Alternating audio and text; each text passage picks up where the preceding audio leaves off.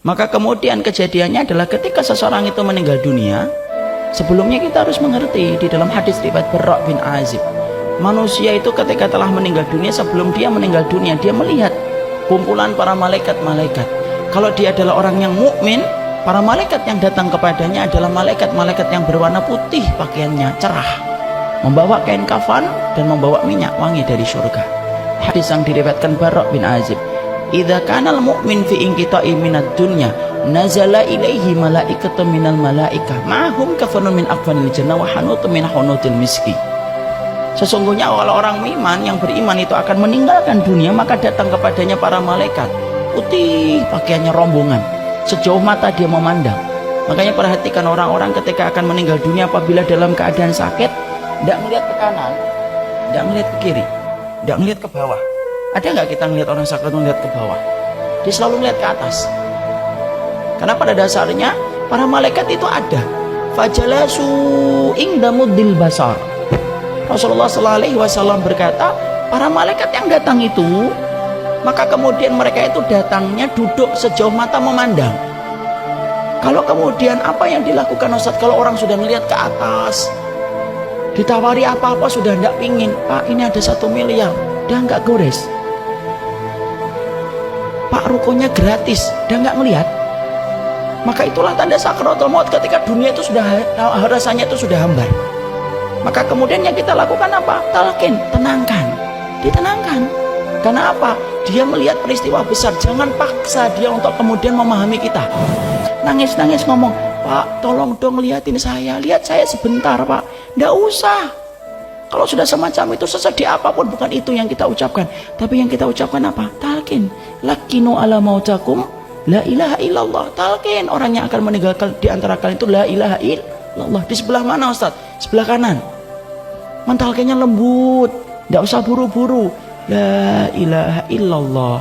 Berikan waktu jeda supaya dia mencerna kalimat yang kita sampaikan. Lama la ilaha illallah, supaya dia mencerna kembali. Jangan buru-buru. Kalau dia sudah mengucapkan la ilaha illallah, sudah, jangan diajak ngomong lagi. Jadi kemudian la ilaha illallah terakhir. Kalau sudah betul-betul terakhir, tidak usah kemudian dia apa-apain lagi, sudah minta sama Allah supaya dicabut dalam keadaan yang baik. In kanal wafatu khairun lahu, kalau kematian itu baik untuknya, wafatkanlah.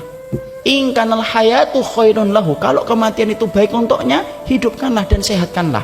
Tidak boleh bagi kita untuk meminta mati. Sampai Bapak, berat apapun ujian dan sakit yang nanti kita derita, jangan pernah sekali-kali minta untuk kemudian kita mati.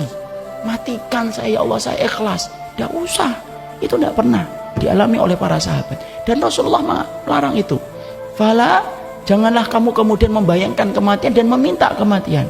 Tapi katakanlah, kalau memang mati lebih baik untukmu, katakan, ya Allah kalau memang mati baik untukku, wafatkan aku. Tapi kalau kemudian engkau melihat bahwasannya hidup itu baik untukku, hidupkanlah, panjangkanlah. Maka ditalqin. Maka ketika seseorang itu telah meninggal dunia, dia naik kain kafannya, ruhnya itu pakai kain kafan. Maka para malaikat tadi yang membawa kain kafan, yang membawa kemudian minyak wangi, membungkus itu dengan kain kafannya. Masya Allah ya. Sampai jasad dan ruh itu ada pakaiannya, diatur, ada berpakaian itu. Jangan remehkan berpakaian, itu termasuk di antara perkara yang dikonsep oleh Allah yang Maha Alim. Sampai mati pun dikonsep bagaimana pakaiannya. Ada orang hidup tidak mau diatur cara berpakaian oleh Allah. Dia kemudian dibungkus lagi dengan kafan itu, diberikan minyak wangi dari surga. Ngetok-ngetok pintu langit yang pertama. Fastaftahu lahul bab. Para malaikat-malaikat itu ketika mengantar roh yang pertama, ketika ini adalah orang yang beriman, meminta langit yang pertama dibukakan. Ini menunjukkan bahwasanya langit itu berlapis-lapis.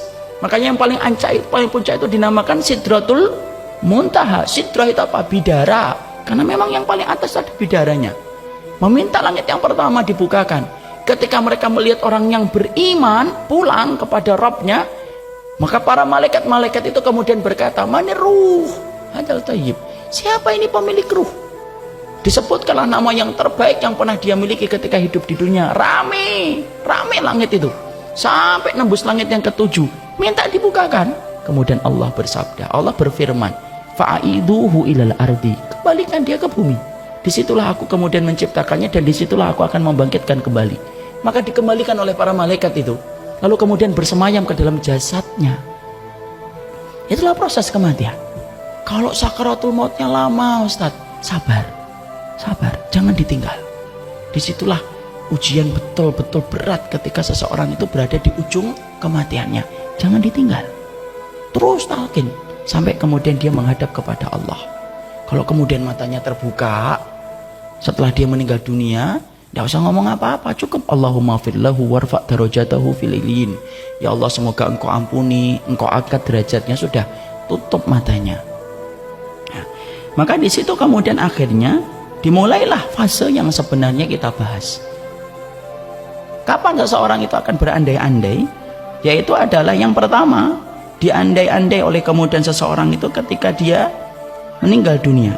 Kapan? Ketika dia itu naik ke atas kerandanya. Ya.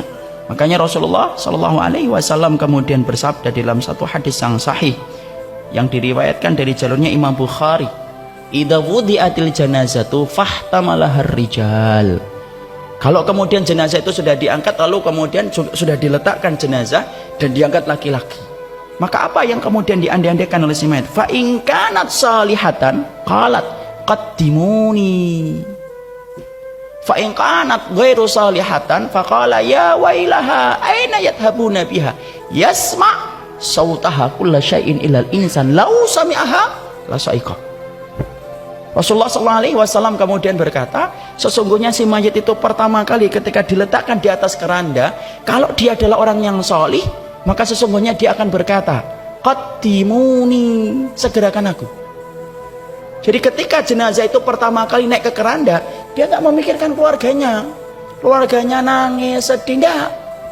Dia kemudian sudah membayangkan hal yang sangat menggembirakan, menuju ke liang lahat untuk mendapatkan panen dari setiap perbuatan yang telah dia kerjakan. Makanya kemudian sampai ada keterangan, apakah orang yang solih dan tidak solih sebelum ditegakkan mizan, mereka itu sudah ngerti atau sudah sadar enggak kalau kemudian mereka itu akan menuju kemana? Sudah tahu, sudah bisa ngeraba. Para ulama kemudian salaf menjelaskan, manusia ketika mereka itu sudah meninggal dunia, itu sudah bisa meraba, dia itu termasuk orang yang akan mendapatkan kebahagiaan atau tidak. Maka perhatikan, Rasulullah sampai mengatakan ingkanat salihatan, kalau dia orang yang solih, bergegas dia mengatakan qaddimuni, ayo segerakan, ayo. Kayak anak kecil itu loh, kalau diajak ke teman bermain, ketika dia ngelihat teman bermainnya, kadang-kadang kan tidak sabar. Kita baru atret, parkir, baru kemudian kita menempatkan mobil, anaknya sudah buka kunci mobil, sudah turun, sudah lari ke tempat bermain, karena tidak sabar. Itulah perumpamaan, kias, menggambarkan tentang orang-orang yang mereka itu kemudian meninggal dunia, ketika pertama kali dia itu kemudian dinaikkan ke atas keranda, maka sesungguhnya dia langsung berkata, qaddimuni, qaddimuni. Fa in kanat ghairu salihah, kalau kemudian ternyata dia tidak salih, faqalat, lalu kemudian dia berkata, ya wailaha aina yadhhabuna biha. Dia dalam keadaan ketakutan, lalu kemudian dia berkata, ini kemana, celaka sekali. Dia ngomong kepada orang-orang yang ngangkat dia, hei, ini kemana, celaka sekali kalian ngangkat saya ini, mau kan ajak kemana kalian ini. Sampai kemudian Rasulullah mengatakan, yasma sautaha, didengarkan itu suaranya oleh setiap orang. Lau sami'ahal insan, kalau suara itu mampu didengar oleh manusia, la sa'iqa, manusia itu pasti akan pingsan mendengar suara jeritanya. Jadi Allah itu membatasi pendengaran kita, itu hikmahnya besar. Kalau kita pendengaran kita dibuat tanpa batas, tidak bisa tidur, karena ketika kita tidur, dengar penduduk kubur sedang disiksa. Kalau kita pendengarannya kemudian tidak dibatasi, kita tidak bisa tidur ketika kita mendengar ada orang yang jerit-jerit ketika baru meninggal dunia, ketika dia protes, dibawa kemana saya? Makanya para salaf berkata, Allah membatasi penglihatan kita, Allah membatasi pendengaran kita, itu hikmahnya besar. Kalau tidak dibatasi, tidak akan hidup tenang kita untuk melihat ataupun mendengar sesuatu yang sebenarnya tidak perlu kita dengarkan. Jadi itulah yang pertama. Jadi menggambarkan bahwasanya kebahagiaan itu langsung dirasakan orang-orang yang pertama kali meninggal dunia. Maka sesungguhnya itulah yang menjadikan kita, perhatikan, kenali Allah dalam keadaan sempitmu, lapangmu, supaya Allah itu mengenal kamu dalam keadaan lapangmu. Inilah yang menjadi kabar gembira tempat pertama kali ketika jenazah itu baru kemudian diwafatkan, dinaikkan di atas keranda dan dia bergegas. Dia ingin mengatakan bergegas. Andai si mayit itu bisa bicara, maka Allah menyampaikan lewat lisan Rasulullah, dialah orang yang berkata dan berteriak, segerakanlah saya untuk sampai ke liang lahat, kalau dia adalah orang yang solih. Kalau kemudian dia bukan orang yang solih, dia akan teriak ketakutan. Dia memarahi orang yang memikulnya karena dia ngerti sesungguhnya segala macam siksa dimulai ketika dia akan dibawa ke liang lahat.